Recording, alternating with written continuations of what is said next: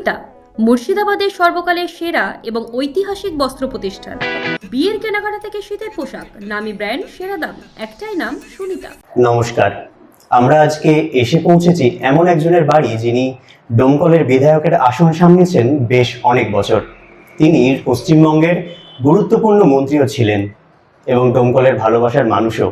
আজকে আমরা এসেছি মাননীয় আনিসুর রহমানের বাড়ি। নমস্কার। সব প্রথমে আমি জানতে চাইবো কেমন আছেন আপনি, শরীর কেমন আছে? খুব খারাপ। আসলে আমার রোগটা হয়েছে তো পার্কের ধ্যান, এই রোগটা সবাই ভালো হচ্ছে চাই না। যেটা তো সমুদ্রে আস্তে আস্তে আস্তে আস্তে হয়, কখনো একটু ভালো হয়, কখনো ভালো হয়ে যায়, ব্যবস্থা হয়। যার জন্য আমার ব্যবস্থা যেটা হওয়া উচিত ছিল তা নাই, খারাপ অবস্থা। ডোমকলবাসী অনেক ভালোবাসে আপনাকে, সবারই আশীর্বাদ আছে, সবারই দোয়া আছে আপনি যাতে খুব তাড়াতাড়ি সুস্থ হয়ে ওঠেন আবার। আচ্ছা, সামনে বিধানসভা ভোট, 2026-এর বিধানসভা ভোট পশ্চিমবঙ্গে। আমরা আশেপাশে দেখছি অনেক নেতা মন্ত্রীরা প্রার্থী হওয়ার জন্য অনেক জায়গায় অনেক আবদার করছে, অনেক অভিযোগ করছে, প্রার্থী হওয়ার জন্য দল বদলাচ্ছে, আবার প্রার্থীর টিকিট পাচ্ছে না বলেও দল বদলাচ্ছে। আপনাদের সময় কি এরকম হতো? মানে আপনাকে কি কোনোদিন বলতে হয়েছে দলকে প্রার্থী হওয়ার জন্য? আমার হতো না, একদম কিছু হতো, কিন্তু হলেও যেটা হতো না সেটা হচ্ছে যারা ভোটে দাঁড়াতে চাইতো তারা ওই যেহেতু কম্পিটিশন তাদের ভয় পেয়ে বন্ধ ভোটে দাঁড়াতে চাইতো না। আর তাছাড়া সেই সময় ভোটরা বলে যে এমএলএরা যা পয়সা পেত তারা দিনের মতো বিকেলের খাওয়ার মতো। আমি দেখলাম তো দেখি কত পয়সা পায়, তাদের চলে কিনা এই অবস্থা হয়ে দিল। তারপরে সেখানে সমস্যা সব দিক দিয়ে যে অবস্থা হচ্ছিল, কিন্তু তার সত্য লড়াই করেছে, সংগ্রাম করেছে, এটা একটা বড় গাছ হয়েছে। আপনাকে কি কোনোদিন বলতে হয়েছে দলকে? আপনাকে কি কোনোদিন দলকে বলতে হয়েছে প্রার্থী? আমাকে অন্য পদ্ধতি ইউজ করেছে, আমরা করতে পারিনি। আমার কোনো কিছু বলিনি, আমার নীতি একটাই বলে দিয়েছে, নীতি একটা পথ, একটা পথে চলবে, অন্য দুটি পথ নাই। আর যারা পরিষ্কার করবে তারা ভালোভাবে কি করা যাবে। আচ্ছা, বিধানসভা ভোটের জন্য আমরা দেখছি ভোট প্রচারে নেতা মন্ত্রীরা কোথাও চাষ করছে, কোথাও রান্নাঘরে ঢুকে রুটি বানাচ্ছে, কোথাও মশলা মারছে, কোথাও ভুটো উল্টে দিচ্ছে। তো তখনকার দিনের প্রচার এবং এখনকার এই সমস্ত ভোটের প্রচার, এগুলোর মধ্যে কি পার্থক্য এসেছে? কি কাজ রান্না করছে, খাচ্ছে, এরকম হচ্ছে, এইগুলো ভোট হয়। ভোট হয় যারা বন্ধ করে দেবে দেবে। আমরা তো শুনেছি আপনি ভোট প্রচারে গিয়ে সাধারণ মানুষের কাছ থেকে বিড়ি চেয়েও নাকি মানে আমাদের বিড়ি খেয়েছি, খেয়েছি, সব ঠিক আছে, ওইভাবে কখনো পুকুরে যায়নি। আর ওটি পাওয়া পুকুর পাওয়া যায়, কেননা ওরকম হতো দেখা যেত যারা ওদের পক্ষে থাকতো তারা করতে পারতো না। আমি যে আমার যেমন ব্যক্তিগত আমি দুটো ভাগ করছি। একটা হচ্ছে আমার সাধারণ সার্ভিসমূলক কাজ, এই জল সেচ দিতে হবে, সেচ দিতে হবে, চাল দিতে হবে, ধান পাট হ্যান সব, এই একটা দিক। আর আছে মানুষ অন্য দিক দিকা মানুষের সাধারণ কাজ মানুষ করে, নিয়ে ফল চাষ করে, করে দুই যে পার্থক্য, সেই পার্থক্যটা আমি বড় করতে করি। যার জন্য নিধি আরো সব বড় থাকবে, নিধি আরো পারবো না। ভোট প্রচারে গিয়ে এমন কোনো অভিজ্ঞতা হয়েছে আপনার যা আপনার আজও মনে পড়ে?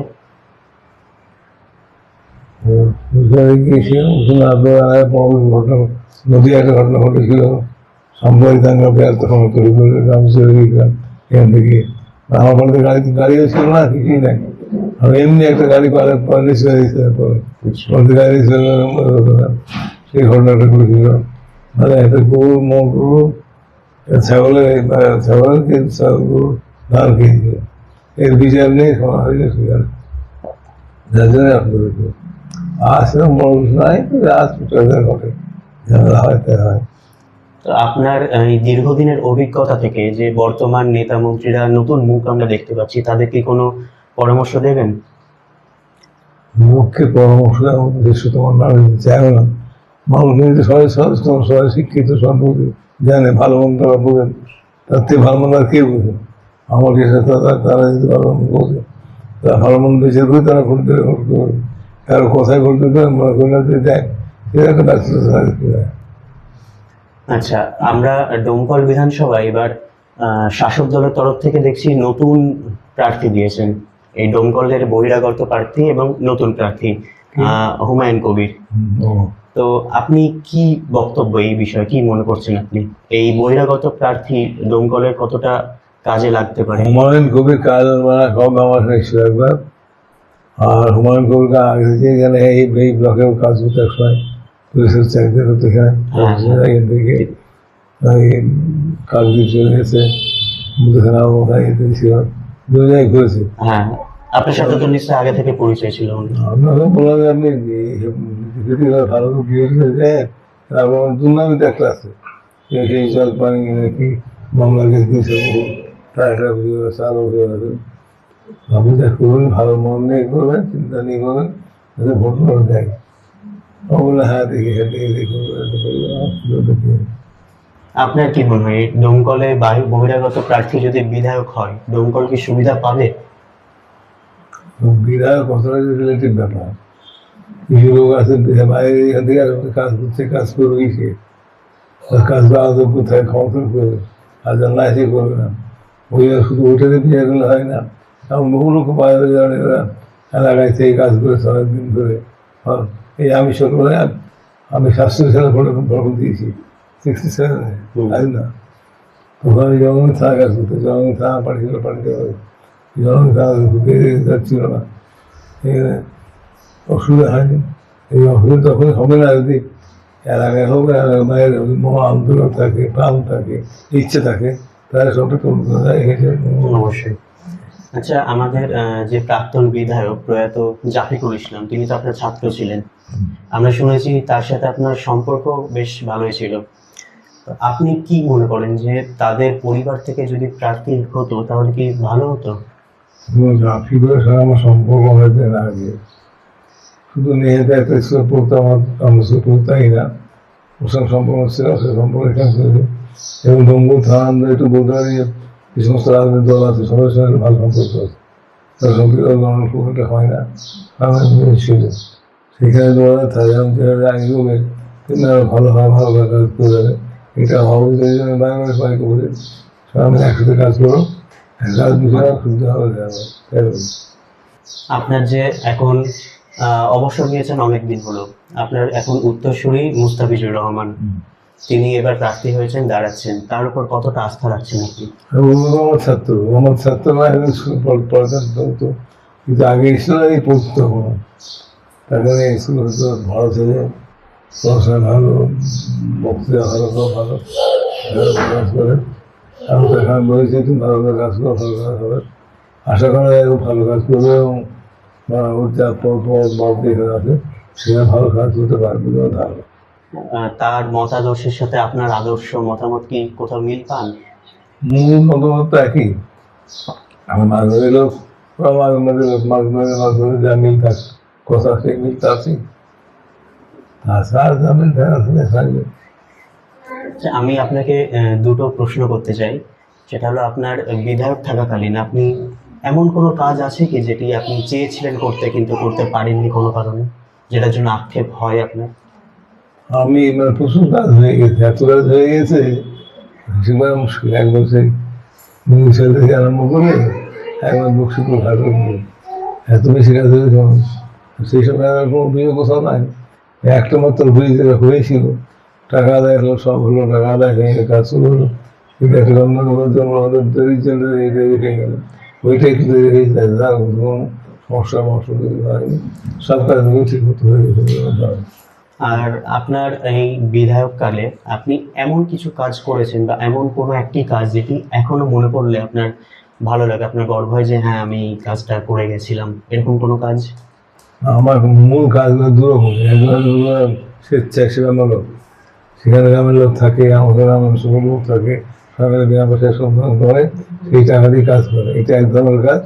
আর ধরনের কাজ আছে সেটা না করলেও সেটা বা অন্য জায়গায় নিয়ে সে করে। যেমন এই চিকিপাড়ি গ্রামে একটা চিকিপাড়া গ্রাম আছে, ওই গ্রামে লোকেদের আখের চাষ খুব ভালো, খুব ভালো। ত্বকে ভালো থাকতো তার বিক্রি হতো, দাম পেত ভালো। মুসলিম যে চারিদিন ওই চারিদিনে পালতে পারতো না, কোনো যেতে পারতো না, যেতে পারতো হতো। সেখানে আমার সঙ্গে চললো 1 লাখ টাকা আমার কাজ ছিল। ঠিক আছে, আমার সবাই মিলে করবো সব, সবাই মিলে সবাই মাথায় ডাইলে চললাম। মাঠে গিয়ে সবাই লেগে কেটে কেটে দিয়ে মাটি দিয়ে পোজ করলাম, রাস্তা করে ঢুকলাম, ভালো হয়ে গেল। এরকম বেশি 8-10টা খেয়ে গেছে, ব্রিজ কালভার্ট হয়েছে, এগুলো অফিসে কোনো রেকর্ড নাই, কিন্তু কাজ হয়ে গেছে। এগুলো ভালো নিশ্চয় করে দিয়েছিল, মানুষ খুব খুশি এগুলো নিয়েছে। এখানে কংগ্রেস নেতা এসছে, এরকম কংগ্রেস নেতা সে আমার মাটি কাটতে এসছে, আমরা মাটি কাটতে একসাথে মাটি কাটতে বলছি, এইগুলো আছে। রংপুরের মানুষের মধ্যে হয়তো অন্য জায়গায় থাকে, আমার সঙ্গে রিলেশনটা খুব ভালো, একে অপর বিশ্বাস করে, কাজ করে, একসঙ্গে সব কাজ করতে চাই, কিন্তু ভালো লক্ষ্য হতে হবে। আচ্ছা, আপনি অসুস্থ, আপনার কাছ থেকে বেশি সময় নেব না, এই আলোচনা দীর্ঘায়িত করব না। আপনার কাছে আমার শেষ দুটো প্রশ্ন। রাজনীতি থেকে আপনি বেরিয়ে এসেছেন অনেক দিন হলো, আপনি রাজনীতি থেকে বেরিয়ে এসেছেন অনেক দিন হলো। ভবিষ্যতে যদি দল আপনাকে কোনো গুরু দায়িত্ব দেয়, আপনি কি রাজনীতিতে ফিরবেন? না, আসলে দল থেকে বেরিয়ে আসেনি, আমি দলই আছে, এখনো দলই আছে। দল আমার করতাম, এখন সেটা একটু নাই, সুবিধা নেয় না, করিও না ছিল, কিন্তু উপায় ছিল করে আসলে মিটিং টিটিং করি, কোনো কাজ করতে পারে না এই কারণে, হয়তো ওটা হবে কারণ হতেই পারে আর আর আপনার কাছে আমার শেষ প্রশ্ন, সামনে বিধানসভা ভোট, ডোমকলবাসীর কাছে ভোট নিয়ে আপনি কি বলতে চান? এইবারের ভোটটা খুব গুরুত্বপূর্ণ, যে কোনো ভোটের তুলনায় এবারের ভোটটা গুরুত্বপূর্ণ। এই গুরুত্বপূর্ণ ভোটটা গুরুত্বপূর্ণ কাজে দিয়ে মানুষ ভোট দেবে আমাদের সাথে, এবং সেই দৃষ্টিকোণে ভোট দিয়ে মানুষ তার যে উৎসিত ইচ্ছা, যা চায় মানুষ যায়, চায় মানুষ সাম্প্রদায়িকতা ধরতে চায়, করতে চায়, সেই কাজ করার পক্ষে তাদের এই ভূমিকা খুব ভালো হবে। এবং বিশেষ করে আমি যে এই ভোটে শুধু জিতবে তাই না, ভালো ভোটে জিতবে এবং ভালো ভোটে এমএলএ হবে, এই বিশেষ ভালো। অনেক ধন্যবাদ আপনাকে সময় দেওয়ার জন্য।